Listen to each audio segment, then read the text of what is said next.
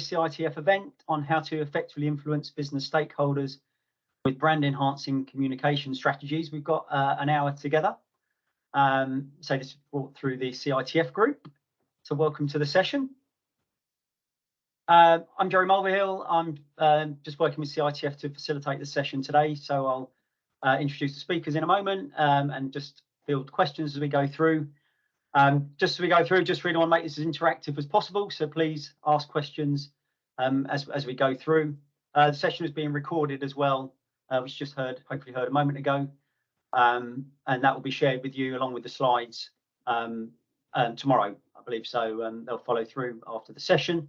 But please make it an interactive session. And if you're able to put your cameras on, that's great. It'd be great to see you. In terms of the agenda for the hour, do some introductions in a moment. I'll hand over to the speakers, then go through the context and approach and run through a presentation with you, looking at the results of the great work they do. Then some takeaways for you and a Q&A session at the end, which I'll help facilitate. And then I mentioned just to be a poll at the end, just to gather your thoughts on how the session's gone for you and any other feedback that you have. The presentation led this session, so make it interactive. Please ask questions as we go along, either through the chat box or if you want to use the reactions, stick a hand up, I'll pick those up and field questions in. We'll jump in through the delivery as well. And then a key takeaway at the end, as I mentioned, to support going forward in terms of communication strategies. So hope we can cover all that ground in the next hour. And your views matter, so we want to hear those through the session. And it'd be great to get that through the poll at the end, so we can get your thoughts on today's session and look to continue to deliver these sessions to meet your needs going forward. So I've just introduced the speakers. So three people to introduce you today. We've got Nick Andrews, who's Business Development Director at the Sequel Group. Nick has extensive experience delivering business communication strategies and has been working with Elsevier for the last year, looking at the profile of the tech team with Elsevier, where we've got Jill Luber and we've got Lisa Pantelli, who'll run through the presentation with us today. Really looking at how the role of IT in comms really can support business organisation growth.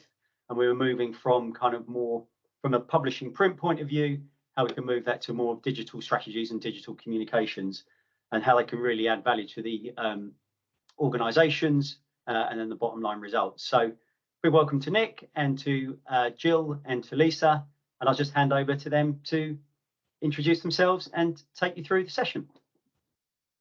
Great, I'll start. Hi, Jill Luber. I'm the Chief Technology Officer for Elsevier. I've been in role since January, so new to this organization. Previously, I was with LexisNexis Risk Solutions, which is a sister company of Elsevier. We're part of the same RELX organization. And I was with LexisNexis for about 19 years. So starting my career as a developer, frontline developer, and really took on big data. And back, early 2000s when big data was around, I remember when we hit 2 terabytes and we thought we really had big data. So we've got phones that have more storage than that now. So really had a long career in data and analytics, and which has grown my career and prepared me for the role that I'm in today. And I'll let Lisa introduce herself. Thanks, Jill. Good to be here today, and thank you to the CITF for inviting us to join you and share some of our learnings. I am Senior Internal Communications Specialist, Technology, always a mouthful, at Elsevier. However, I have been working in employee engagement, change management, and more broader communications for more than 20 years. I actually started when there were still fax machines, and mail merge was the way that we send things out with a franking machine. And then what happened was, of course, the rise of social media, and I saw the impact that social was having on organizational life and brand and reputation, and made the leap to work within organizations and how we connect brand to people. I kind of describe myself as a bit of a Venn diagram. If you've got culture, communications, and technology, I sit in the middle of all of that. My roots are very firmly in with technology brands. Oh, I'll just introduce myself as well, guys. I'm Nick Andrews. I said I'm director at Sequel Group. Sequel is an award-winning communications agency, and increasingly in the last couple of years, certainly since the pandemic, we've been working with organisations around the new hybrid environment and how IT fits into that. And within that, how the IT or tech teams can leverage their internal brand. So we're working with the likes of Elsevier, but also Virgin Media, E.ON, AXA, FTSE 100 companies, and they will have a common challenge of actually ensuring that the tech team's value to their organisations is recognised. And some companies do it better than others. Lisa and Jill are doing it very well.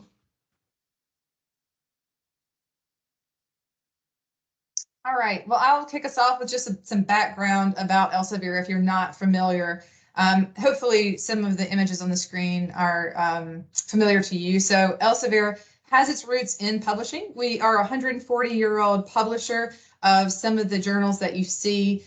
Most popular are the Lancet, Cell, books like Gray's Anatomy, which is one of the more popular books for learning anatomy for med students. And what's happened is, yes, we're a 140-year-old company. We are in publishing, but as the world has evolved, so have we, and moved from print to digital. And now nearly 90% of our publications are online, so very large digital footprint. And just to give you scale there, last year we published over 600,000 peer-reviewed articles. We have our main site for accessing journals is called Science Direct, and Science Direct has over 18 million users per month. So it's the world's largest peer-reviewed database of scientific and medical journal research. So 1.6 billion articles downloaded. So very large digital footprint now, and we employ about 8,700 worldwide, and 2,000 of those are now in technology.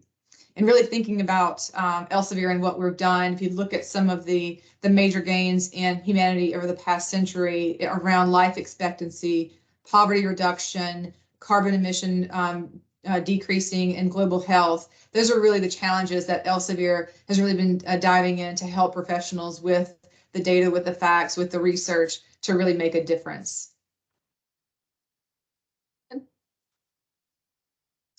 So our mission is clear, it has not changed. Our mission for Elsevier is to help researchers and healthcare professionals advance science and improve health outcomes for the benefit of the society. Now, that's been our mission for quite some time, but really the past few years, that has really become very clear to everyone at Elsevier as we've all been living through a global pandemic. Is actually the research from Elsevier that's helped discover and deploy the vaccine for COVID-19. We're also frontline with healthcare workers, giving them the information that they need to really combat this pandemic. So like I said, our mission hasn't changed, but it has become, I think, more important and more clear to all of us of what we do and why it is so important. So let me give you some information about the technology team. So Elsevier Technology, we have over 2,000 technologists, 60 locations around the globe.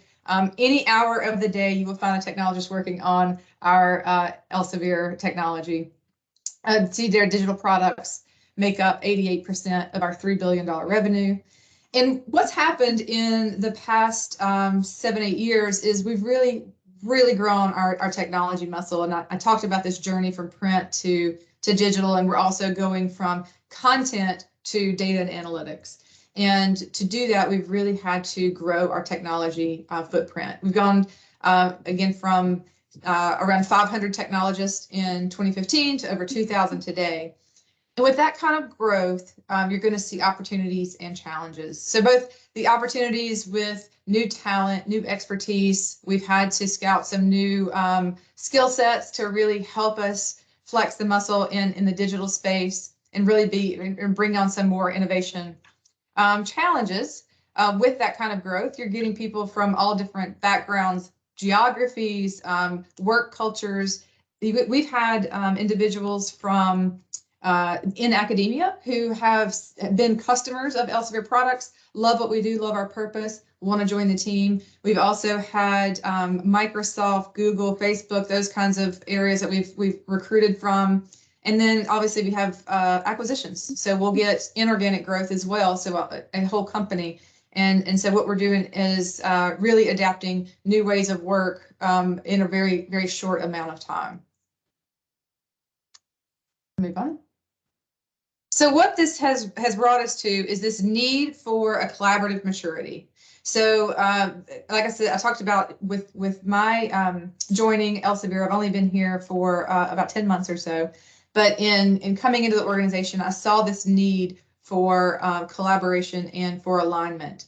And really the way that I really could figure this out and point out what the real issues were is when I first started, I did what I call a listening tour. So I wanted to reach deep into the organization and really listen to the team to hear what they think is working and what's not working. And I would have sessions. I had, I think I met over 200 engineers, and I would have small sessions, maybe 4 or 5 at a time, and just an hour with me. It's not, you know, I'd start the session with, I'm not going to be the one talking, you are. I want to hear from you guys. What do you tell me what you think we could do better. And it was, you know, safe space, just any ideas. And of course, I got tactical suggestions around onboarding and training. And you know, our machines aren't what they should be for the work we're doing in this technology stack. All right, so lots of good ideas. But one other consistent theme I heard is a lack of really a vision and focus. What is what I do contributing to the bigger picture of where we're heading? And it's like, I just really don't know what our strategy is. So hearing that and hearing that there is an appetite for it, and again, seeing this, this Frankenstein of skills and ways of work we created, I knew there was a need to really collaborate and to create some focus, because while we're not a technology company traditionally, our growth and where we're headed has got to be technology led, right? Technology underpins everything that we do at Elsevier. So really it's a technology led organization from a growth perspective. And so I just knew we needed to get this, again, this focus. And the only way to do that is to really to work together with the team and get their alignment. And really it's a journey together. So I consider, like this picture here, the maturity version, the one on the left, is where we need to be. And it's about, I call it rowing in the same direction. So everyone, we're all in the same boat. Let's make sure we're rowing in the same direction. And that's how we're going to get there faster. And so I really wanted to start by building the foundation and really helping understand our direction of travel. And I needed to do that with my leadership team and really understand how to do that. And then obviously, how do I get the buy-in from the organization so that we're all on the journey together? And I really recognized the role communications played in this journey. So with the work from Lisa, really digging in and helping me drive home messages, we've really gone through a phase of communication. That first communication when I first came in and listening to everyone, my first town hall was then reiterating to the team, I hear what you're saying. I hear that we need some alignment. And so I really iterated the why.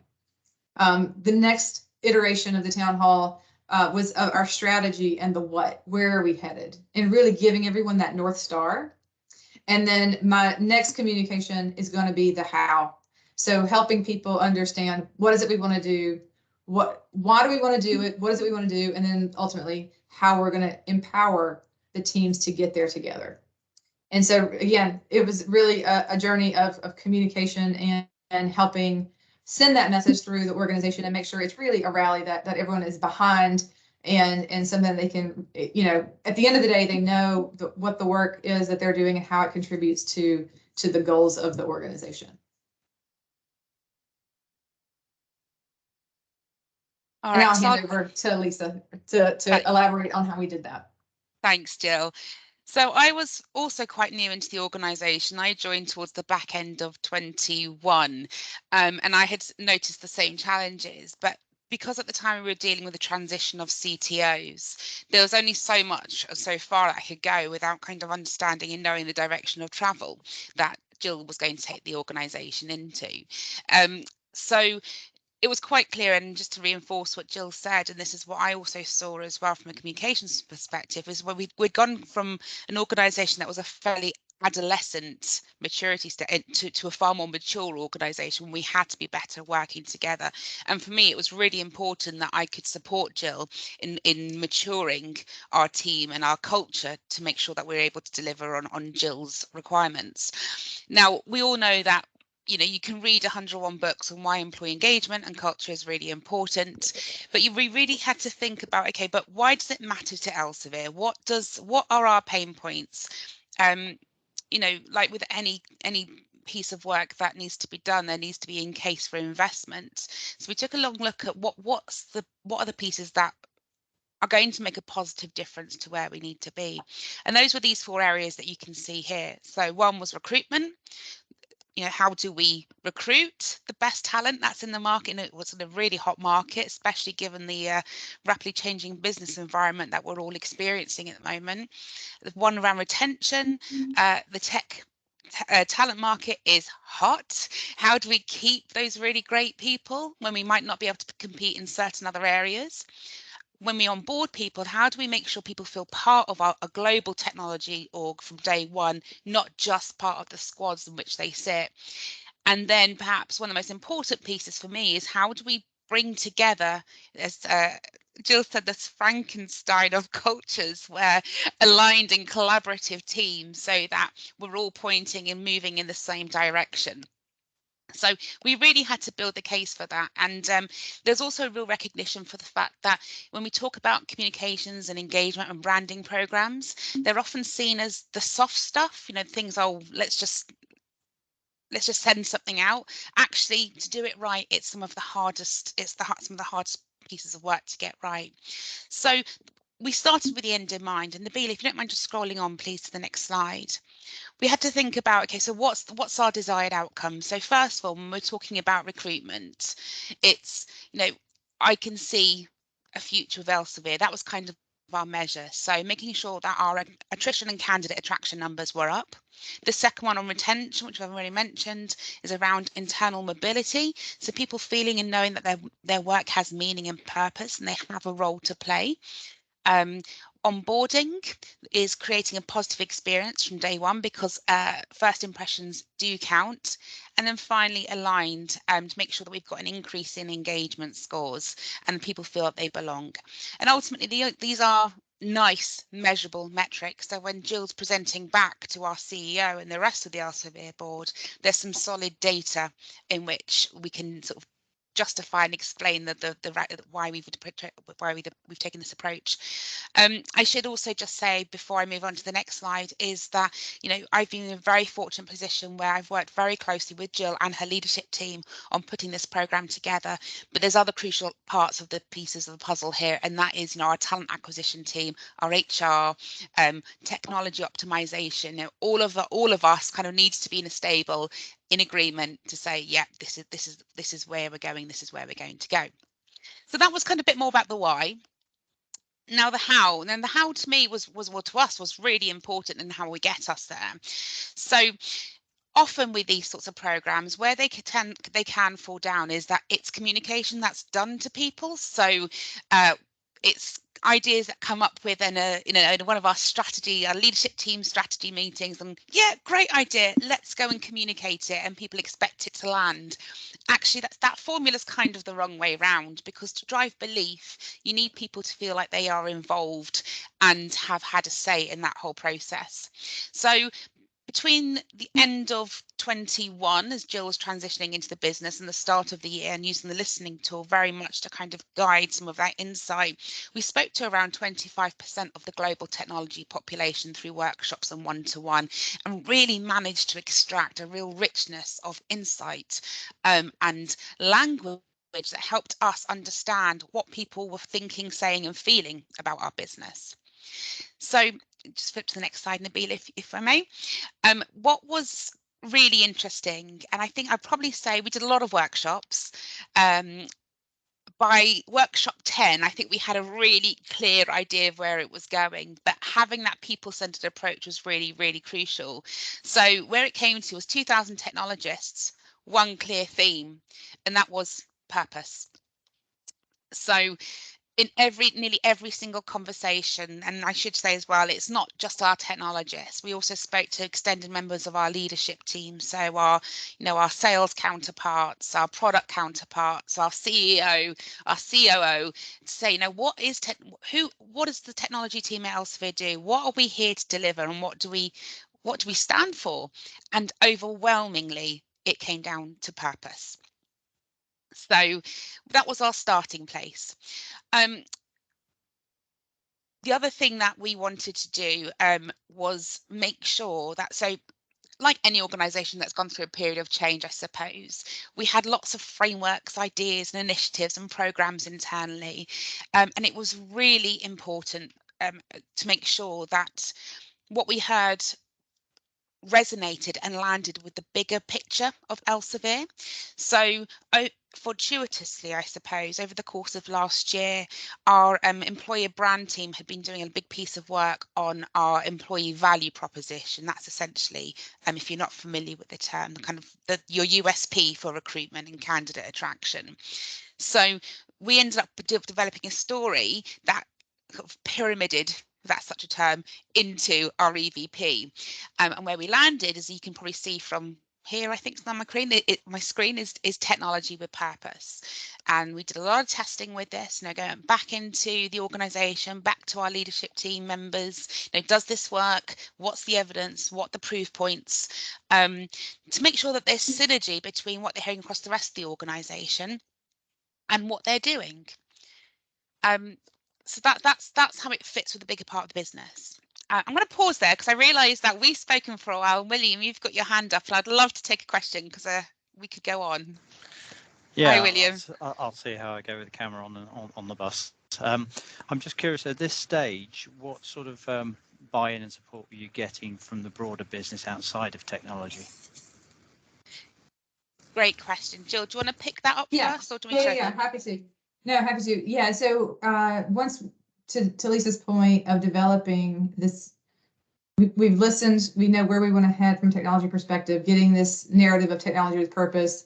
Very important to get HR buy-in because, like Lisa said, this is part of recruiting. So we really had to go into that team and we need you guys to lean into this narrative, be out there speaking about, these are the kind of people we want to recruit and that we know want to work at Elsevier, that where this resonates.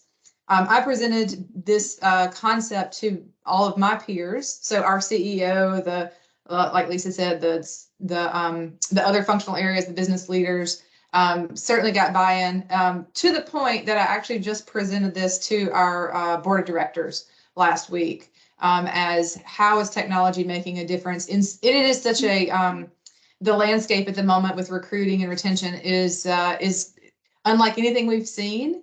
And the question was, how are you making a difference, and how are you, keeping up, basically, and with the other companies in technology? And so I was able to actually present this to our board of directors as well. So so I've got a lot of support, and I think everyone is really it resonates, right? It is already part of the culture. It just needed to be, I think, spelled out and iterated the way that the communications can do that. Yeah, we were pushing on an open door, I think, William, as well, actually, because we took a people-centered approach, and the language in the narrative itself, we've got a short video we'll share in a second. It was actually playing back a lot of what we heard through that conversation, and as Jill picked up in her listening tour, people say, what is our North Star? Where's our direction of travel? So people were really wanting it, and I think that's what we did a good job, if I can say so myself, of playing into, is acknowledging the fact that that's what people's wants were. No, thank you.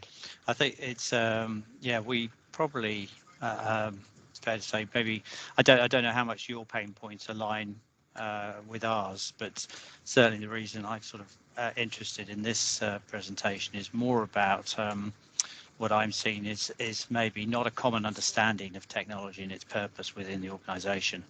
Across quite a big organisation, I think it means different things to different people, and hence the sort of value that we offer is maybe is unclear to people. Yeah, really similar to us. Yeah, I was going to say, yeah, I agree with that too. I mean, there's part of that same message of my delivery to the board was also, teeing up was how much does technology touch everything we do? So it's, yes, there's product development, but also back-end systems. You can't do business with Elsevier without technology, right? You can't get access, pay a bill, right? So we have that bit as well, but also operations. So getting the content from the authors, having conversations with editors, really getting that publishing side of the house, which is more operational. Can't do that without technology. And really highlighting all the areas where machine learning algorithms, harvesting the data, right? There's literally touching technology every single step of the way. It was kind of my opening remarks to get to, then here's why technology is important and why we're leaning into this narrative. Yeah, and it's been a real journey, so we started this nearly a year ago now, and there's still a lot more to do. But for now, if we can share the video, give a bit of a flavour in terms of some of the language and the tone that where we've landed with technology with purpose.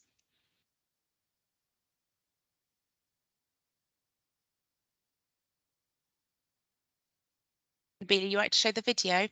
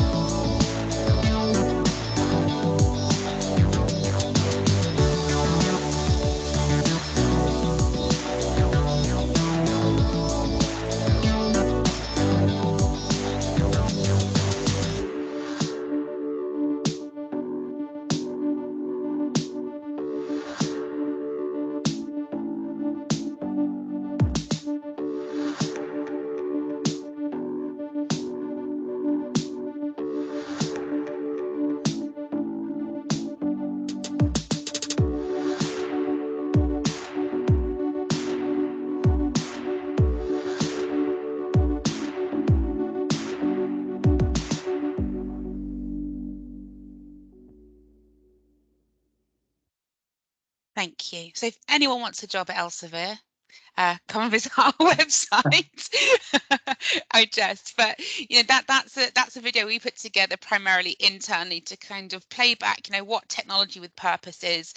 There is tons of stuff that sits behind this. That's the proof point. So again, to your point, William, around how do you bring it to life? Actually, once we started digging into it, there was loads of evidence almost to show how this really does apply. And once you present the evidence, which is essentially the data, it made all the difference to the conversations that we were having across the organization. So we've got a suite. Sorry, Lisa, I would just add to that conversation too. I think the problem, I think William's bringing up, and again, it is, I think, common to what's the value we bring to the rest of the business. Before we could embark on that journey of convincing everyone outside of technology what we do, we really needed internal alignment within the technology team. So we're the technology team is one quarter of the workforce of Elsevier. So Lisa and I took basically an inside out approach. Let's make sure the technology team is aligned and we are all singing from the same book before we then go grow that message beyond technology. I think if you, as a leader, try to sell what technology is without having your technology team behind you in an agreement, it's not going to get very far, right? Because you're going to say one message, and then when down in the organization, you're not going to be like sharing that same kind of message. It's going to be confusing. So yeah, I agree with you. Yeah, Yeah. it was certainly, back to, I like to call it before you start throwing your rocks, you got to get your glass house in order. Certainly inside out.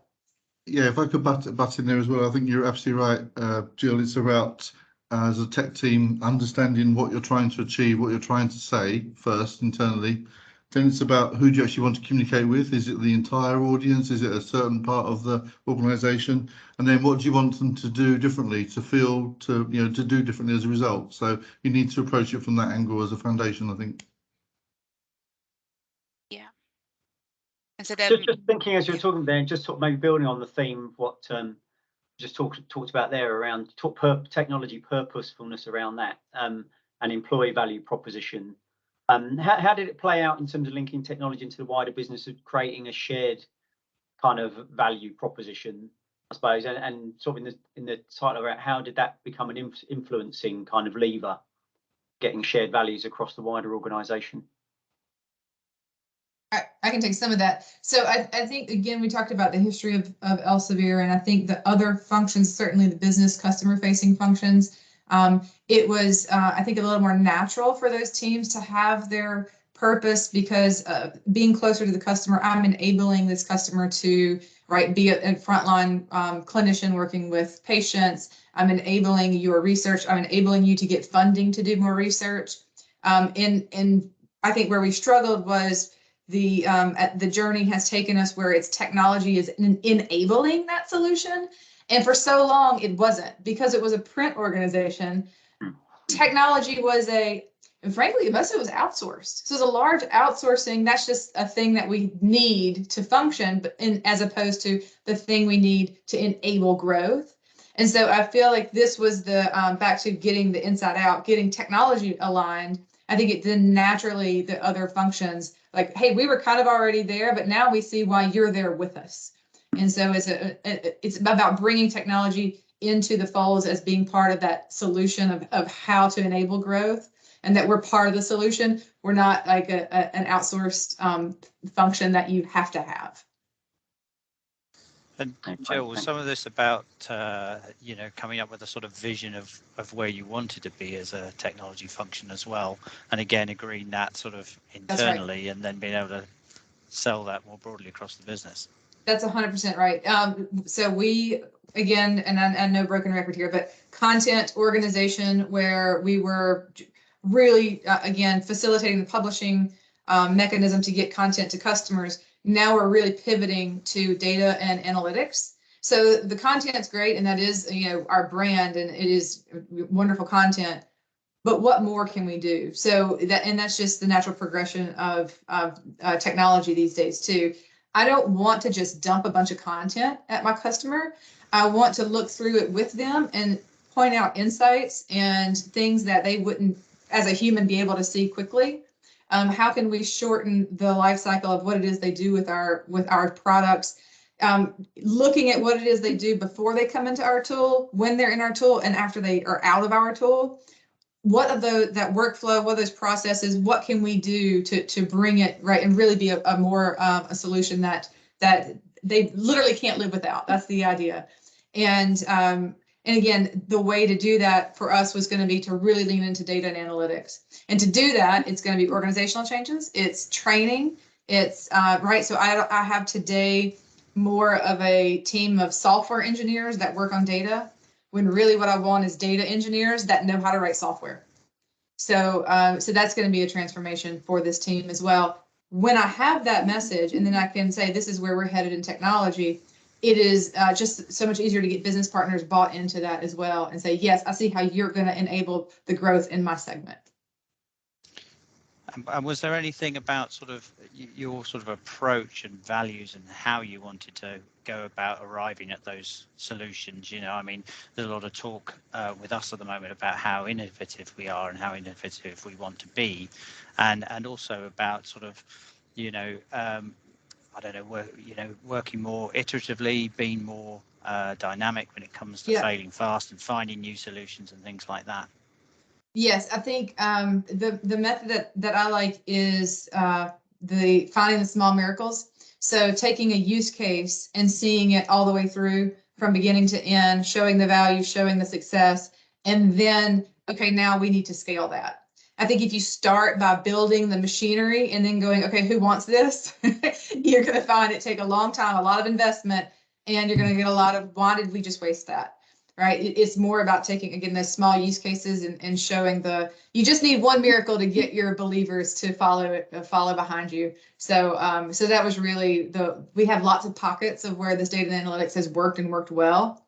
And we're just now to the point where we have enough believers and enough investment that we're going to make it into the machinery as opposed to the use case by use case. Thank you. Yeah, I like that. Through comms as well, we're really weaving that into how we're communicating.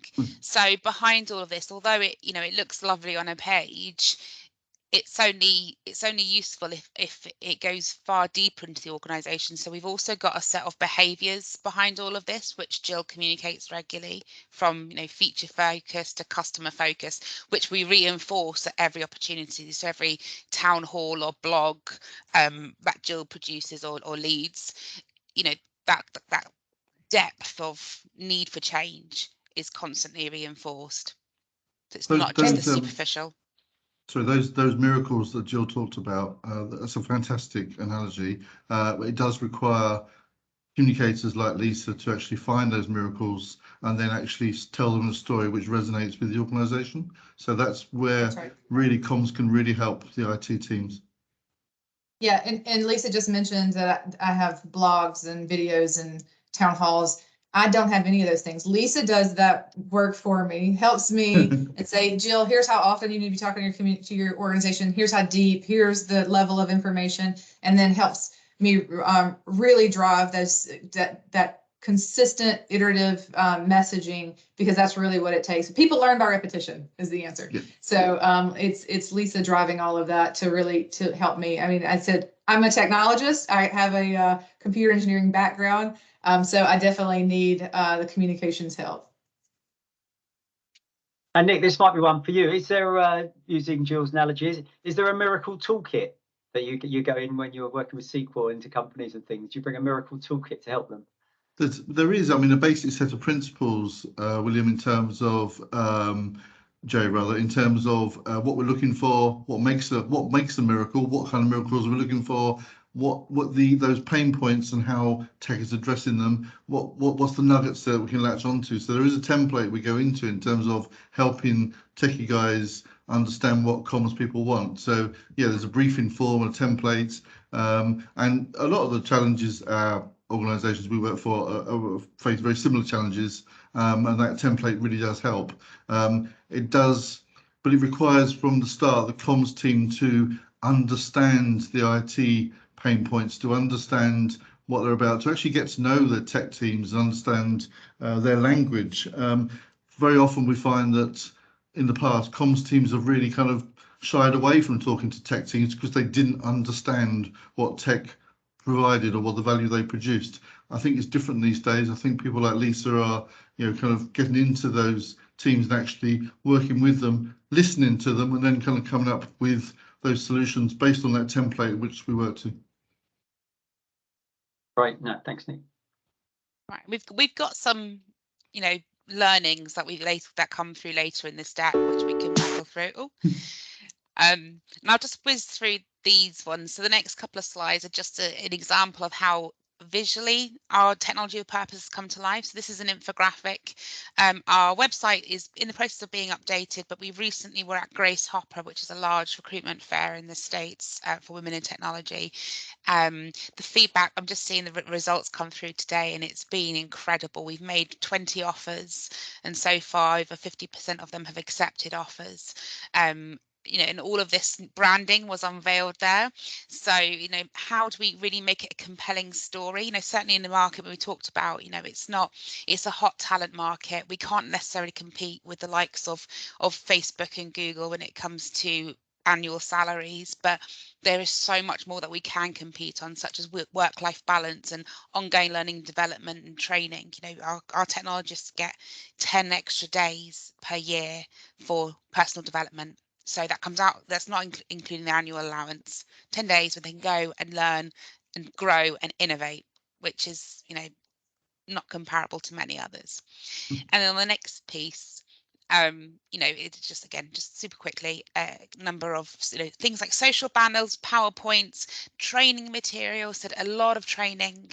I'd love to say that, you know, you've got a rule book and it just happens, but this is, I mean, this is really a 2-3 year plan, because we've got to take time to establish it within the organisation, especially at the rate in which we're growing. So right through from onboarding training programs, you know, when people start on day one, are they receiving and hearing and sharing and understanding the content and what we are from that moment through till after they've left? So Nabila, if you don't mind just flicking ahead a couple of slides, I think I've covered the next one. So that's just an example. So it's a really long-term game plan, and any change, I've got a lot of background, a lot of experience in change management and change communications. There's two sides to it, right? So we have the management and the leadership. The management is the stuff like getting things onto a spreadsheet, the process, the procedures, the Gantt charts, making sure stuff is happening when it needs to happen. That can be nailed. That's not a problem. Where these kind of programs tend to fall down is on the leadership, and that's one thing that Jill has been an absolute exemplar with, in terms of, you know, really owning it, taking it on, embedding it in all parts of the business. You know, in the strategy meetings, in our monthly meetings, it's always right, how are we delivering purpose, and we keep coming back to that core and those desired behaviours to make sure that it really is transcending through the organisation. But it does take time. And then finally, from my side for now anyway, the impact. Oh, I really haven't put the numbers on there. We have seen a fantastic growth trajectory in all of our numbers. So internal mobility, which was one of our objectives, we're up 12%. That means we're retaining 12% more people than we were 10 months ago, which is phenomenal. Increase of 4 points in our ENPS score. So we've just recently closed our annual survey. We're up 4 points, which is fantastic. There was lots of cheering last week when we were all in person in a meeting. People reporting increase in personal growth. Sorry, Lisa, could you just explain that a bit more? What I know what a net promoter score is for us. I'm just wondering if it's a similar thing for you. But. Great question. Yeah, it's an employee net promoter score. So it's a similar approach, but for our employees. So if you've got do you have a global employee survey? Yes, we do. Yeah. So there's likely to be an ENPS score in there, I would think. So that's what that is. Increase in trust, increase in understanding of strategy. So when I started last year, understanding of our strategy and trust in leadership, which are two really crucial enablers of engagement, were really low. We're now scoring in the top quartile. So I think our last event scored at 92% in terms of I trust my senior leadership, and likewise it wasn't a dissimilar figure in terms of understanding of strategy. So people are understanding that direction of travel. So I'm optimistic that we've ticked a lot of our boxes that we set out to achieve at the start of the programme, but equally mindful that it doesn't stop. We've kind of got to keep beating this drum. So some really, really great scores there, and we're really proud of them. Sorry, Lisa, Lisa. Sorry, William, after you. I was just going to say, was that when you say understanding strategy, was that technology strategy, or was that more broader corporate strategy being understood within technology? Great question. Technology strategy. We went from having a slide deck of 160 pages to literally a strategy on a page, which clearly encapsulates what that looks like, how that fits with our global strategy. So yeah, it's our technology strategy. And Jill, how well do you feel technology as a whole understand the more broad corporate and then specific domain strategies at Elsevier? Yeah, so I think that was some of the problem. They do understand the corporate strategy. We have 3 major market segments. So with the academic researchers, we have the health markets, which is you're going to get your clinicians and your medical student space, and then corporate markets. So the likes of a Microsoft using our products. And I think technologists in those market segments certainly understood each market's direction of travel. But as a result, they're like my neighbor who's sitting next to me, who's in a different market segment. How are we aligned in technology? How are we working on the same thing? Do I even know what that person's doing? So this was about really bringing home we have a technology strategy, and I talked about the data and analytics. The data and analytics is really that foundation that is then going to enable each of those market segments to be successful on top of the foundation that we build together. It was really about a data first operating mindset. So anything you do, what data are you creating? What data can you look at to make a decision? What metrics are you capturing? So that was just not in the culture yet. And so that's really data first is something I've continued to push as part of our technology strategy. And comms should be with data first mindset as well. It doesn't necessarily come natural to many comms folk, but it's something that I'm certainly really passionate about. Right. Just in these stats here, for instance, right, it's something we need to be measuring everything, and it helps inform decisions and it helps us understand really how we're doing. I'll hold my question, Lisa, because we've got about 10 minutes left, so I'm conscious you've got a little bit more just to get through, and then it'd be great to hear from some of the others for the last few minutes if we can. Sure. No worries. I think we're nearly there anyway. So just want to flip ahead. So what's next? This is the short-term plan. So ongoing people manager training, all of our recruitment materials being refined and updated. So that'll be our website through to our job descriptions, literally the entire employee life cycle that we're looking at. Revising our onboarding program, which we're doing next week, and ongoing internal education and message reinforcement. So I'll give you an example of that. Next month, we're holding our first ever Elsevier Technology Showcase, which is a week-long series of events where we're following the sun in terms of our colleagues from APAC through to the US. And all of the content we've got there are people from within the business who have come forward, nominated themselves, which we've never had before.